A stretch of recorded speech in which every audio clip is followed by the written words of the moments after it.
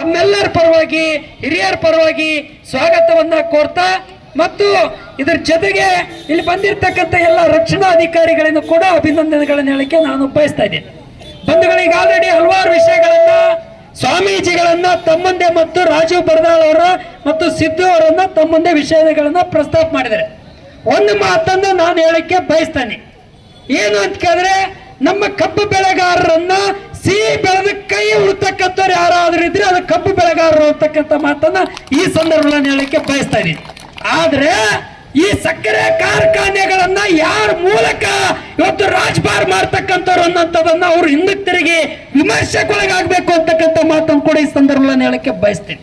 ಯಾಕೆ ಮಾತನ್ನು ಹೇಳ್ತಾ ಇದ್ದೀನಿ ಅಂತ ಕೇಳಿದ್ರೆ, ಅರೆ ನೀವು ಸಕ್ಕರೆ ಕಾರ್ಖಾನೆಗಳನ್ನ ನಡೆಸಿ ಎಸಿ ರೂಮ್ ನಲ್ಲಿ ಕುಳಿತು ಬಿಸ್ಲರಿ ಬಾಟಲ್ ನೀರು ಕುಡಿತಕ್ಕಂಥವ್ರು, ಎಸಿ ಕಾರ್ ಓಡಾಡ್ತಕ್ಕಂಥವ್ರು, ನಿಮ್ಮ ಹೆಂಡ್ರ ಮಕ್ಕಳನ್ನ ಮೋಜು ಮಜಾ ಮಾಡಿ ಐಷಾರಾಮಿ ಜಿಂದಗಿ ಮಾಡಕ್ಕೆ ಅರೆ ಬದ್ಮಾಸ್ರೆ ಈ ಕಬ್ಬು ಬೆಳೆಗಾರರ ಶ್ರಮಜೀವಿಗಳಿಂದ ಅಂತಕ್ಕಂಥ ಮಾತನ್ನ ಮರೆಯಬಾರ್ದು ಅಂತಕ್ಕಂಥ ಮಾತನ್ನು ಈ ಸಂದರ್ಭದಲ್ಲಿ ಹೇಳಕ್ಕೆ ಬಯಸ್ತೀನಿ.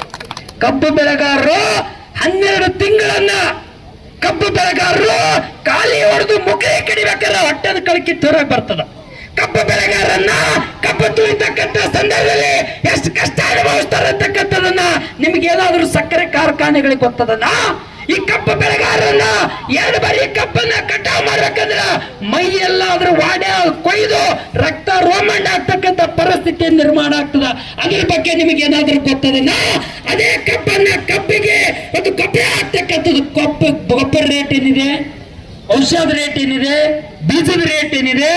ಆದ್ರೆ ಇವತ್ತು ದೇಶಕ್ಕೆ ಅನ್ನ ಹಾಕ್ತಕ್ಕಂಥ ಅನ್ನದಾತರನ್ನ ಬೆಳೆದಿರ್ತಕ್ಕಂಥ ಬೆಳೆಗಳಿಗೆ ಅಗ್ಗಕ್ಕೆ ಮೂಗು ಜಾಳ ಕೊಟ್ಟು ಮನೆಗೆ ಬರ್ತಕ್ಕಂಥ ಪರಿಸ್ಥಿತಿ ನಮ್ಮ ಕಬ್ಬು ಬೆಳೆಗಾರದಿದೆ.